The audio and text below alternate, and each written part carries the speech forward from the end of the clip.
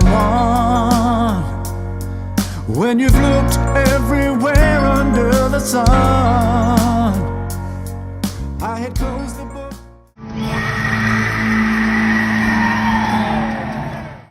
Listen to the vibes. Welcome, everyone, to another episode of Listen to the Vibes. I'm very happy and very privileged to have Mr. Doug Kistner here with me. He's got a studio project called Studio Deluxe. I've got to hear a single off of it called Not in a Million Years. Remarkable. Well, we're going to get to know Doug today and have a great conversation. So, Mr. Kistner, tell us a little bit more Kyle. about yourself. Well, a New Jersey guy. I've been a musician for, most of my life, really. I wanted to be a musician from about 9 or 10 on. So now I have 3 older kids as far as personal life, young in their 20s, just out of college. So I'm at that phase of my life personally. I'm excited about this music project. It's just how it kind of fell together. I mean, sometimes I had to push and pull, but sometimes it just fell together. So I'm really excited about writing new music, recording it, and having these great host of talented players, singers that are on these things. Hey, you've got guys from Chicago, Steely, Dan, and you're currently playing with Billy Joel's band? I play with his original band back in the day. They were kind of unofficially called the Lords of 52nd Street, which was Liberty Devitto, Richie Canada on sax, Russell Javers on the guitar, Doug Stegmeyer. I think Dave Brown was in the band too. I play with some of those guys that used to be in his band that were on the records. Yeah, and they're on this song too, right? Or this album? The drummer is Liberty Devitto. It was the drummer for all the classic Billy albums. He's been playing on every song of the Studio Deluxe project. He's a powerful, great player and generous guy. And how many bands have you played with? How many good bands or how many bad bands? Hey, give us all of them. Too many to mention. Well, you've been with Trans-Siberian Orchestra, John Waite. Yep. I played with both of them. Blood, Sweat, and Tears for a very short time. That didn't seem to last for any amount of time, but it was good to play with them a bit. Danny Serafine, Chicago's drummer, was a blast to play with him. Being a huge Chicago fan, I've been in touch with him a little bit lately. There's probably a couple others. And you have Bill Chapman singing on this album? Yeah, we really did singles. We kind of don't have an album together. Song by song, I'm just kind of putting out singles, just trying to get the songs heard. And it's just sort of slowly building. So now we have probably 8 songs or so. And Bill is on, I think, 4 of them. And I think he's going to be on the next one. I didn't get that far yet, but I started on a new one. I've been in touch with him a little bit. I think he's going to sing on the next one, which is fantastic. But he's amazing with background parts. He's amazing with lead vocals. So it's just awesome to have his voice on my music. So if this gets a good reception, you planning on making a complete album? I think after I finish another song or so, I'll probably I may put it all together as an album.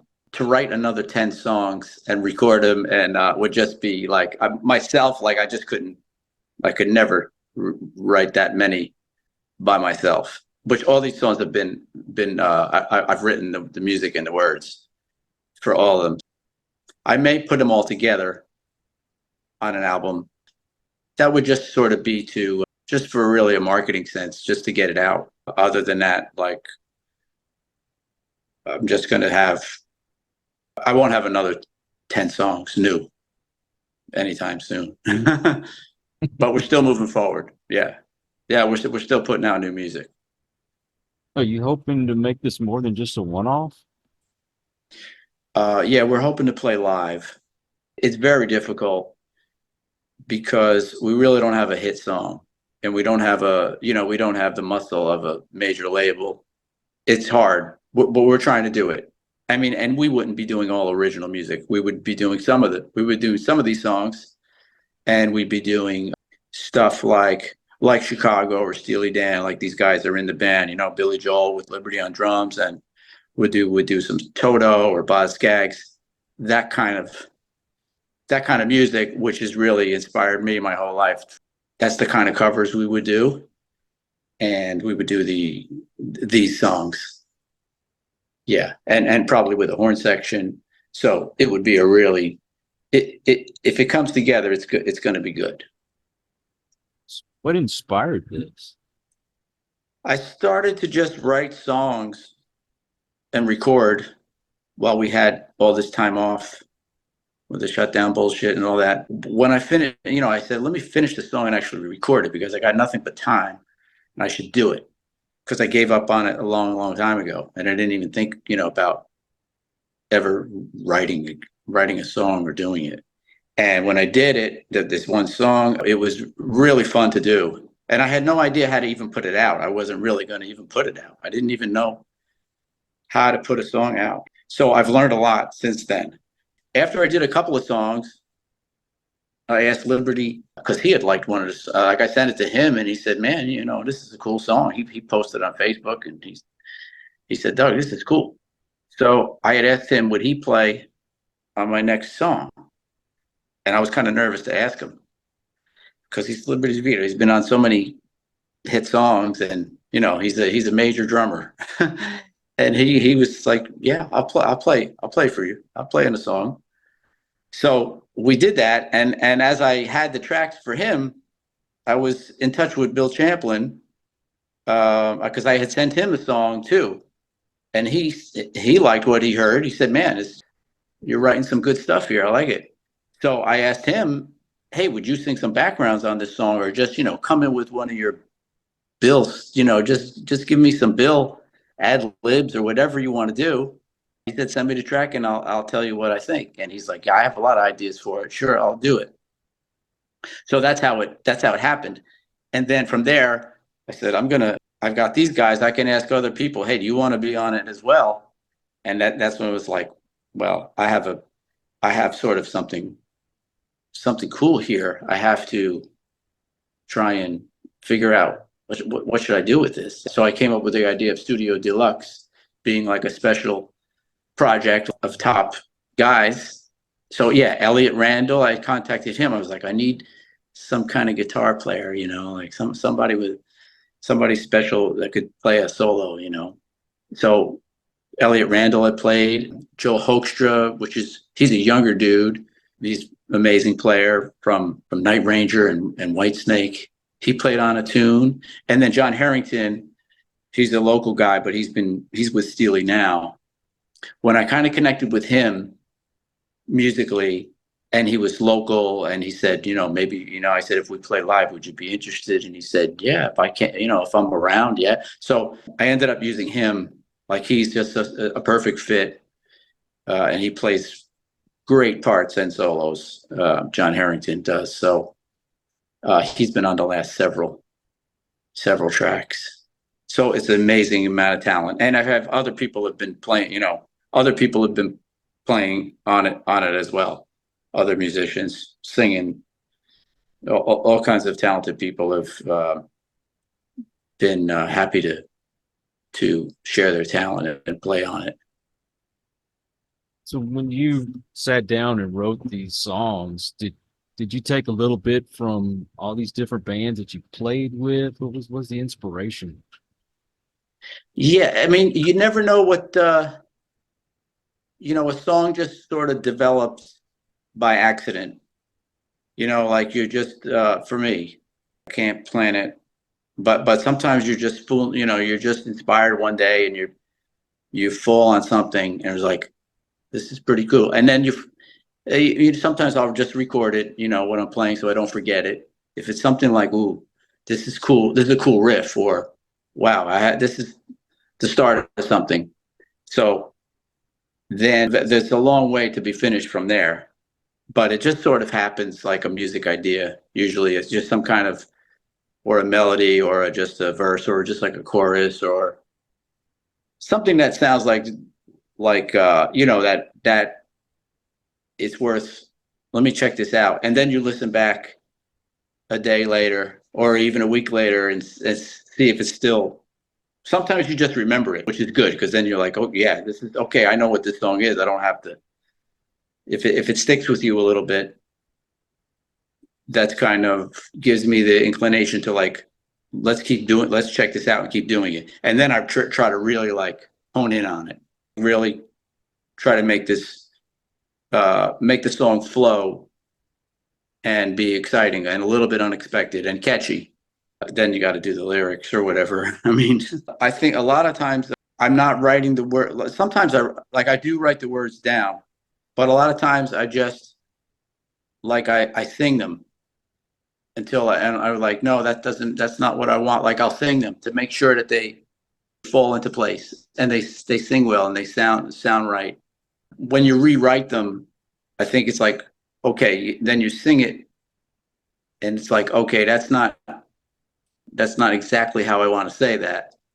So the lyrics take the longest, I think, to chisel them out. The song has that modern day Chicago sound to it. This one with Lee Loughnane's horn arrangement on it, it definitely sounds like Chicago. I think it probably would anyway, but with him, it really does, and I'm proud of that. Like I don't care, because the song in itself doesn't sound like a ripoff. The hook is not a ripoff of their song. The style is, but I'm happy with that. I don't. For this song, like having his horns on it, it sounds like a Chicago song. I wish it were a Chicago song. I wish they would cut it. But anyway, Lee really liked the song. I know he wouldn't have played on it and done the arrangement and played a solo on it if he didn't like it. So I'm really happy that he did it and he liked it. We got to try and get the Chicago fans to hear it. And some of them have and like it. Oh, I liked it from the get-go. When you continue to write, are you going to try to keep to this formula? Are you going to try something totally different? Well, I mean, I don't really, intentionally try to write a song like a certain thing. Mm-hmm. But when they when they just start, you can tell right away, oh, this is a little bit like this. Like Slow Burn has a little bit of Steely Dan in it. There's a lot of major 9 chords in it. So it kind of has that rich harmonic thing. And plus the guitar solo in Slow Burn, for example, is very, very Steely-ish. So yeah, check out Slow Burn. That's sort of a Steely Dan. Now this one I'm working on now is like darker. It's like a kind of a piano. It's for movie soundtrack, which you mentioned. It sounds a little, cinematic. It's not going to be horns on it. It's just like a darker kind of song. So it will be different than the last few, for sure. Old School is one that's a little more R&B-ish, Mm-hmm. like old R&B-ish, not, old R&B-ish. It's not, it's got horns, a little bit of horns on it, but it's not really, not Chicago-ish. They're all a little different, but I don't try to be, something that I'm not. I try to write something that just hopefully something natural that I really have a focus on and know what I'm doing, where it's going. I don't try to do something different just to do different. Like I kind of have a certain sound, and some people might say, it sounds dated or whatever. It the influences are definitely 70s, 80s. The recordings come out really good. So I mean, I'm happy. I'm really thrilled with all the talent that's on the songs, and not everybody's gonna like it, but we have a certain style to it. And I don't want all the songs to be the same anyway, but not drastically different either. It's just a great experiment. and you don't have to stick to a certain sound. You're not in Chicago, you're not in Steely Dan, but you've got these guys who've played with them, and you can go from one sound to the next. Yeah, we have the freedom to do it. Definitely. And if it sucks, we could just scrap it or don't, you know what I mean? But so far we haven't had to do that, which is great. Like, sometimes I'm glad, knock wood, that we haven't had to scrap any songs that we started. They're all sound really good. But Not in a Million Years is a really catchy tune. I got to try and get it heard as much as we can. Well, one thing I could say is today's music is almost a formula. You know how, like, hair metal, when it first started, it had its own kind of sound, and then it became corporate, and that's why it failed. And that's today's music to me. I like to hear something that has feeling to it. Yeah. And plus, you sound like you're live, all y'all together at the same time. Oh, wow. That's cool to hear. That's cool to hear. Yeah, it really sounds like we're playing together, and we really aren't. But it's like everything is really gelled. Yeah, it does sound like we're playing together. To be honest, we aren't. And you sound tight, like you've been together for years. Oh, yeah. Yeah. I mean, the guys are so good. Everybody's so good. We've been at this for so long. Everybody knows what they want to play and what they don't want to play on it, And then I have the luxury of editing it too at the end with Mark Battaglia, the engineer, producer. He's great. He'll have, we have the luxury of, like, that part is great. Let's use that every time. Or, it's not usually, we're not usually deleting. We're usually sort of, well, sometimes we don't have to touch anything, but we can edit and just say, you know what, let's use that part over here and over here or something, we can edit and move some things. But basically everybody knows what they want to, how they want to approach the song, because it's already sort of up and running when they get it, so they know what the song is. It's just great. It's just a great process. If somebody wants to purchase this single, where can they get it? Well, I think Apple, you have to look up Studio Deluxe on Apple. That's really where you would download it. Or Spotify, people are saving it and putting it on playlists and all that. And for YouTube, you can watch whatever video we put together. Studio Deluxe, D''Lux. And it's the same for all your social media, right? Yeah. What I'll do is I'll put all the links in the description just to make it easier for folks to find you. And I know with streaming and everything, although you can get your name out there, it's not as easy to make it when you're on streaming. So I encourage everyone to go out there and purchase the single and give these guys what they're due, because this song is awesome. Thank you, sir. But man, Doug, thank you so much for spending your time with me today. It's really been an honor, man. Yeah, my pleasure. Thank you. Thanks for having me on. Hey, man, when the next project comes out, man, let me know, because I want you back on. That's great. I'll be happy to do it. Well, anyway, again, thank you, and I want to thank all you folks out there. If you are new to the channel, I hope you'll come back. Please hit that subscribe button. And my regulars, you guys are awesome because you make it possible for me to do this. And until the next one, everyone, please take care. Be kind to one another. God bless and peace. Never let you go.